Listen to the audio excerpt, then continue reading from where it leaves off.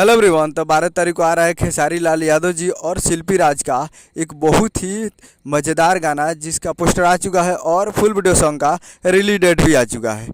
और इस गाने को लिखे हैं कृष्णा बेदर्दी जी और इसमें म्यूजिक दिए हैं आर्या शर्मा जी।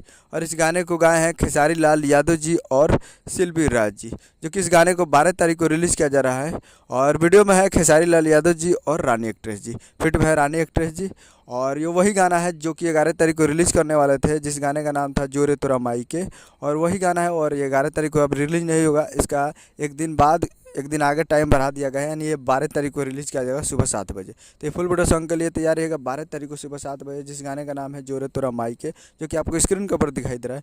और ये खुद VR म्यूजिक वाले ने मेंशन किया है 12 तारीख को इस गाने को रिलीज़ किया जाएगा। कल टीजर आएगा, जी हाँ, कल टीजर आ सकता है 11 तारीख को। और फुल वीडियो सॉन्ग के लिए 12 तारीख को सुबह 7 बजे तैयार रहेगा VR म्यूजिक भोजपुरी यूट्यूब पे। उम्मीद करूँगा वीडियो अच्छा लगा तो चैनल को सब्सक्राइब करके बेल आइकन प्रेस करके कैसे कैसे ले लिया तो जी के लेटेस्ट मिलाता है वीडियो अच्छा लगता है वीडियो को एक लाइक कीजिए, चैनल को सब्सक्राइब कीजिए। मिलता है अगले वीडियो में, तब तक के लिए जय हिंद जय भोजपुरी।